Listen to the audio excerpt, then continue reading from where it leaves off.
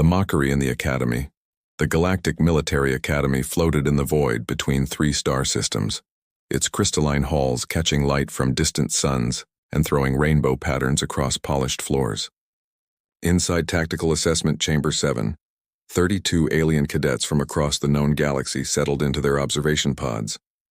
The air hummed with multiple atmospheric processors, accommodating species that breathed everything from methane to pure oxygen.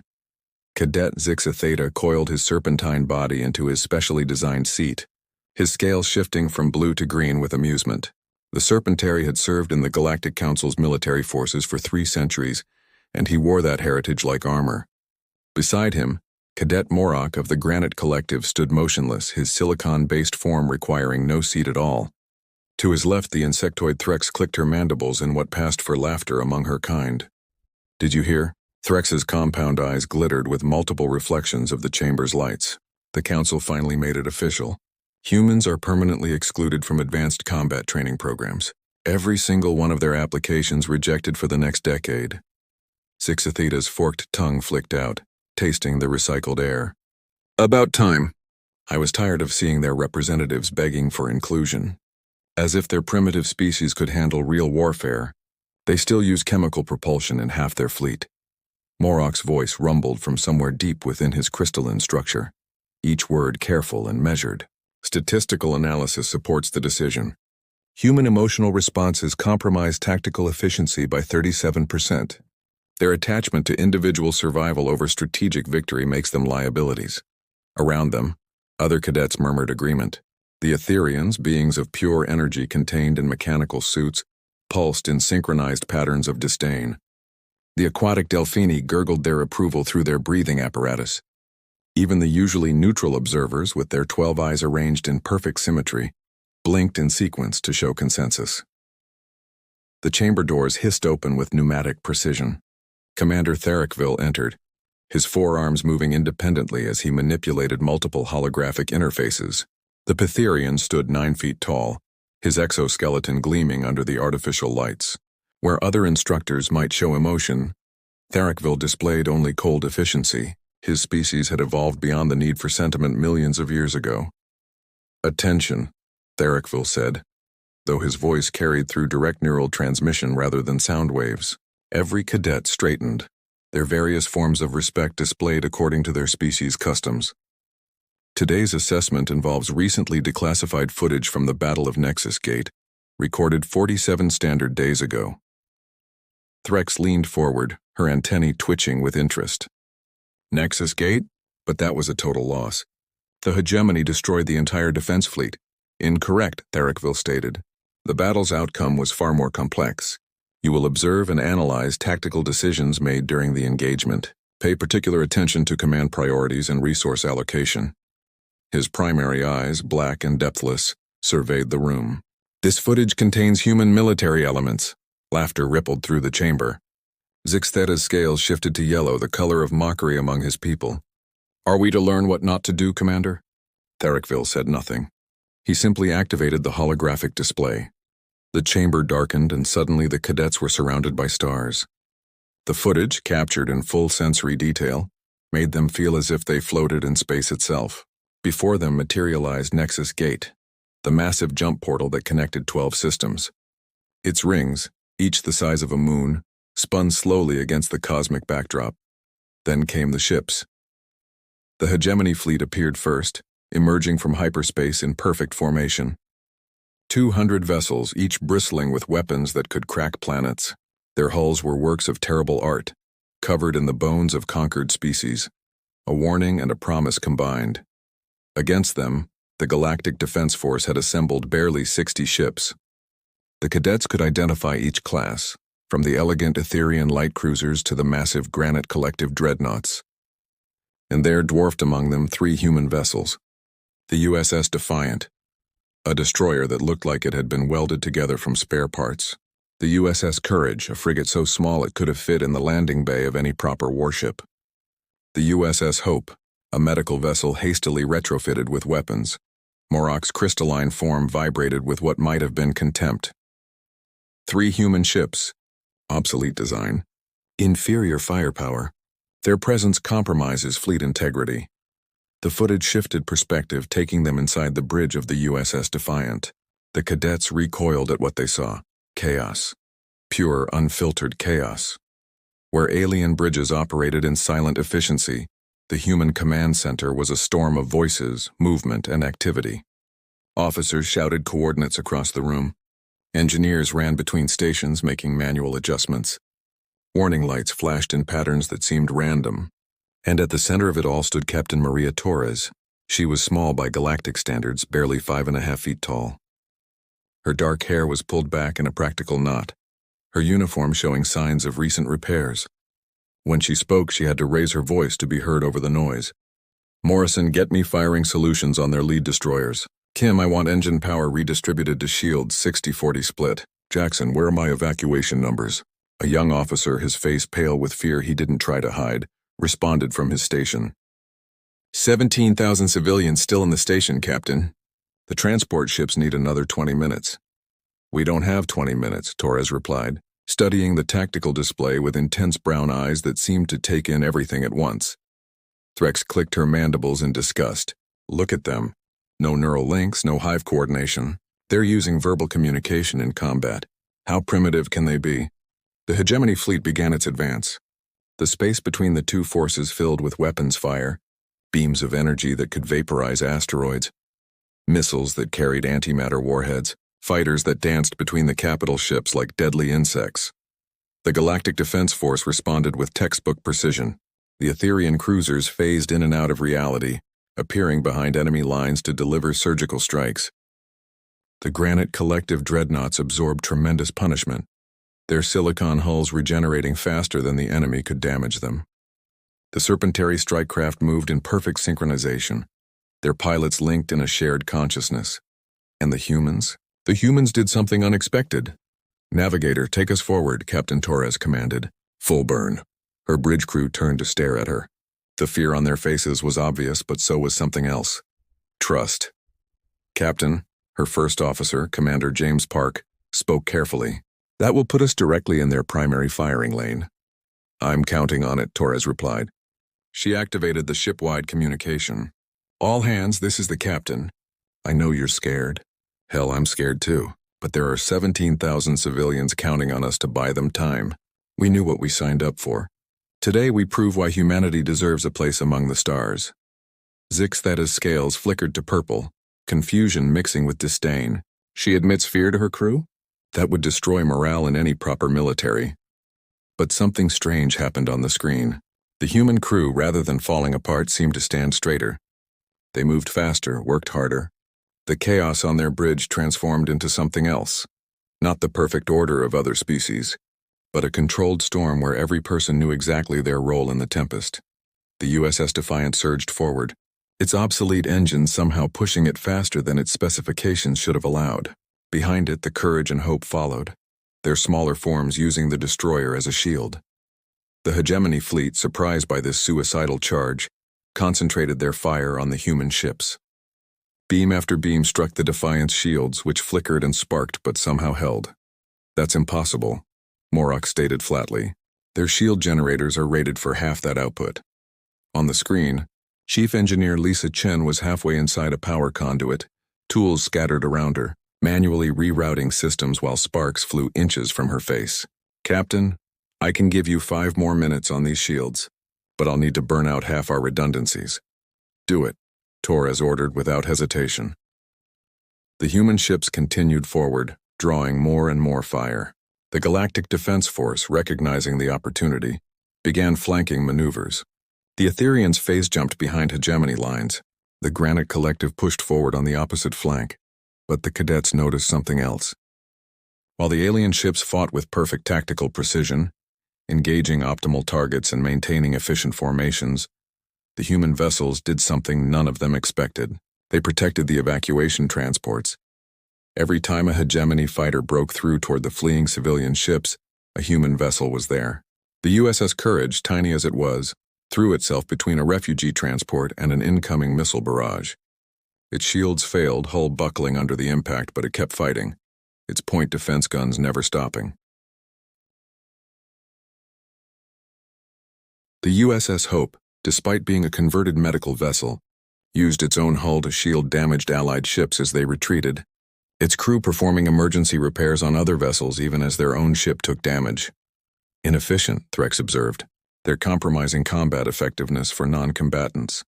But Therickville paused the footage, highlighting tactical data. Observe the hegemony response patterns. The cadets looked closer. The enemy fleet, which had maintained perfect formation against the Galactic Defense Force, was beginning to fragment. Ships were breaking off to chase the human vessels, their commanders apparently frustrated by the humans' refusal to fight properly. They're not following standard engagement protocol, Morok noted, a hint of surprise in his geological rumble. Correct, Therickville confirmed. The humans are employing psychological warfare through unconventional tactics. They're using the hegemony's assumption of superiority against them. The footage resumed. Captain Torres stood at her command station as explosions rocked the Defiant. Half her bridge was in flames, automatic suppression systems offline. Her left arm hung useless at her side, clearly broken, but she never stopped issuing orders. Park, take teams 3 and 4 and seal that hull breach. Morrison, manual targeting on their command ship. I don't care if you have to aim by looking out the window, the young officer Jackson called out from his sparking console. Captain, the last transport is away. All civilians evacuated. Torres smiled then, an expression that confused the watching cadets. Why would she smile when her ship was dying? All ships, Torres broadcast on an open channel that both fleets could hear. This is Captain Maria Torres of the USS Defiant. Civilians are clear. Repeat, civilians are clear. Now let's show these bastards why they should fear the name humanity. The revelation of human nature. The tactical display showed what happened next in stark detail. The 3 human ships, battered and burning, suddenly changed their attack pattern. Where before they had been defending, now they pressed forward with an aggression that defied logic. The USS Defiant's engines, already pushed beyond their limits, somehow increased output again. Chief Engineer Chen's voice crackled over the internal comm, barely audible over the sound of tearing metal. Captain, if I push any harder, the core's going to breach. How long until critical failure? Torres asked, her voice steady despite the chaos around her. 4 minutes, maybe 5 if we're lucky. Then give me 6. Zix Theta's scales rippled with incomprehension. She's asking for the impossible. No engineer could prevent a core breach under those conditions. But on the screen, Chen did something that made even the emotionless Therickville pause the footage again. She laughed. Not the calculated sound of a being following social protocol, but genuine, defiant laughter. 6 minutes? Captain, you always were an optimist. I'll give you 7, but you're buying the drinks when we get home. The footage resumed, and the cadets watched in stunned silence as Chen began what could only be described as mechanical surgery. She didn't just reroute power, she rebuilt entire systems on the fly, using components from non-essential systems, creating bypasses that shouldn't have worked, but somehow did. Her team worked around her with the same impossible dedication, some holding damaged conduits together with their bare hands, accepting burns rather than letting the power flow interrupt. Meanwhile, the USS Courage, its hull compromised in 12 places, did something that made Morok's crystalline form crack slightly in shock. Instead of retreating as any sensible crew would, it accelerated toward the largest hegemony battleship. Captain David Okonkwo's voice came through the communication channels, calm and determined. Defiant, Courage. We've lost main weapons and shields, but we've still got engines and a hull full of determination. Negative, Courage, Torres responded immediately. Break off and retreat. With respect, Captain, that's not happening. You showed us the way. Now let us light it up. The small frigate, less than a 20th the size of the hegemony battleship, drove straight toward it. The enemy vessel's weapons tore into the Courage, stripping away armor plating, but the human ship kept coming. They're going to ram, Threx said, her voice missing its usual mockery. That's suicide. It's human, Therickville corrected. The USS Courage struck the hegemony battleship at full velocity.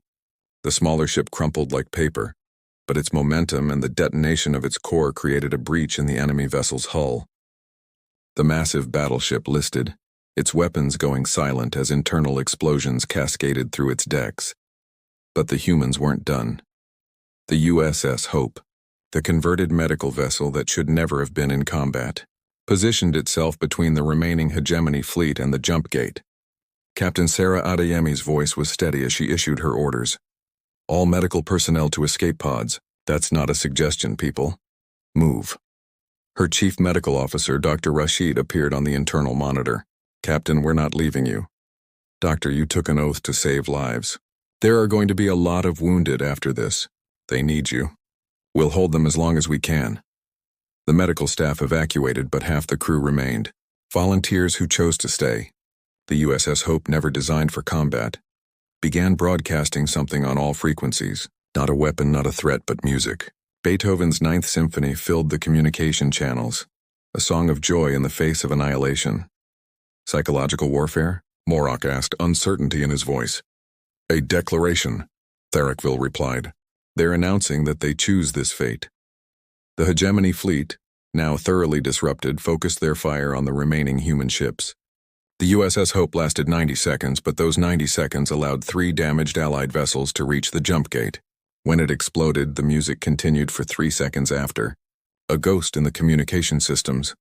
Only the USS Defiant remained. Captain Torres stood on her ruined bridge. 5 crew members still at their posts out of the original 30. Her broken arm had been hastily splinted. Her uniform was scorched and torn, but she stood straight. Chen, you still with me? Still here, Captain. Core breach in 60 seconds. All remaining crew to escape pods, Torres ordered. No.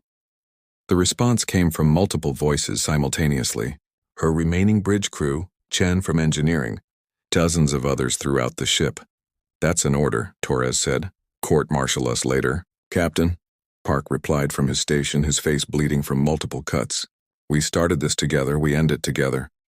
Torres closed her eyes for a moment, then opened them with renewed determination. Morrison, do we still have navigation control? Barely, but yes. Then let's make it count. All hands, this is the captain. It's been an honor. The USS Defiant, trailing fire and debris, turned toward the densest concentration of hegemony ships. 7 vessels that had grouped together for a coordinated assault on the Galactic Defense Force's flank. The human destroyer accelerated, its damaged engines screaming in protest.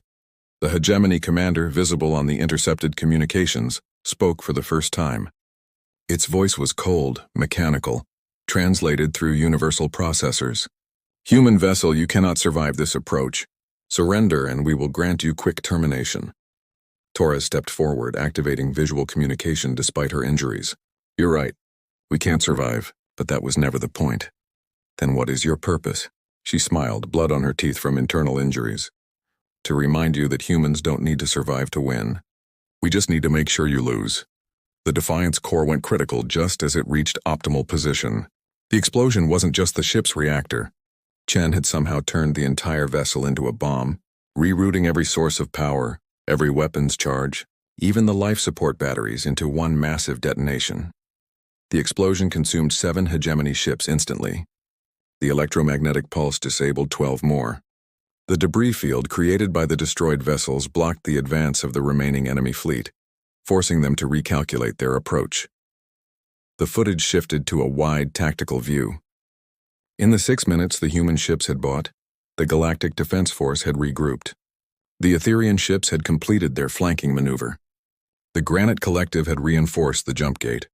Reinforcements were emerging from hyperspace. The Battle of Nexus Gate, which had seemed like certain defeat, turned into a Pyrrhic victory for the Galactic Council. The hegemony retreated, having lost a third of their fleet. The jump gate remained secure. 17,000 civilians lived. The cost was 3 obsolete human ships and 147 human lives. The footage ended, leaving the cadets in darkness before the lights gradually returned. None of them spoke. Zixtheta's scales had turned gray, a color that had no translation in his species' emotional spectrum. Morok's crystalline form showed a network of fractures, signs of deep disturbance. Threx's mandibles were completely still. Finally, one of the younger cadets, a methane-breathing Zelathi, broke the silence. Commander, the humans violated every tactical protocol. They ignored optimal targeting solutions, abandoned defensive positions, and threw away their lives for non-combatants. Yes, Therickville agreed, but they won. Yes, that's impossible. Therickville moved to the center of the room, his forearms creating a holographic display showing the aftermath of the battle. 3 days after Nexus Gate, the Hegemony High Command issued new combat directives. All fleets were ordered to avoid engagements with human vessels unless they possessed overwhelming numerical superiority of at least 40 to 1. Threx clicked her mandibles in disbelief. 40 to 1? Against humans? The Hegemony learned what the Galactic Council has known for some time. Tharikville continued. Humans do not fight wars the way we do. We fight to win. They fight for something else entirely. What? Morok asked. Each other? Tharikville brought up personnel files of the human crews. Captain Torres had a daughter on one of the evacuation transports. Commander Park's parents. Chief Chen's younger brother. Captain Okonkwo's wife was a refugee coordinator. Dr. Rashid had no family on the station, but he stayed anyway because, in his words, someone else's family was. The implications hung in the air like a physical presence. The human exclusion from advanced combat training, Zixatheta said slowly, his scales shifting through multiple colors as he processed the information. It wasn't because they're too primitive. No, Tharikville confirmed. It's because they're too dangerous. When humans fight, they don't calculate acceptable losses or optimal strategies. They identify what they must protect, and then they simply refuse to fail regardless of the cost. They turn their own deaths into weapons. They make the impossible possible through will alone. He brought up additional files, battle after battle where small human forces had achieved improbable victories through similar tactics. The Council fears that if humans were given access to advanced military technology, if they were trained in our most effective combat techniques, they would become unstoppable. Not because they would fight better, but because they would still fight like humans, just with better tools. Morok's voice was quiet, troubled. They were banned not for weakness, but for strength. A different kind of strength, Tharikville corrected. One we don't fully understand and cannot predict. The ability to stare at certain death and ask it to wait 6 minutes when 5 is already impossible. The capacity to turn fear into fury, loss into determination, and love into a weapon that can break fleets. The commander deactivated the displays, leaving the cadets with their thoughts. Your assignment is to analyze the battle and submit recommendations for countering human tactical doctrine. Due in 7 cycles. As the cadets filed out, Threx approached Zixatheta. Do you think you can develop a counter-strategy? Zixatheta's scales had settled on a deep blue, the color of profound thought among his people. How do you counter an enemy that doesn't need to survive to defeat you? How do you fight someone who has already accepted their death and decided to make it count? They left the chamber in silence, but the memory of Captain Torres's final smile lingered. In trying to understand human weakness, they had discovered something far more terrifying. Humanity's strength wasn't in their technology or tactics. It was in their willingness to burn themselves to light the way for others. The Galactic Council had banned humans from advanced combat, training not because they weren't ready for it, but because the galaxy wasn't ready for them. Outside the Academy, stars burned in the infinite dark, each one a reminder that humans had named them all, reaching for lights they could never touch, refusing to accept the impossible. And somewhere among those stars, 17,000 lives continued because 147 humans had decided that tomorrow was worth more than today. The universe had learned a new word that day. It was a small word, a human word, but it carried the weight of worlds: hope.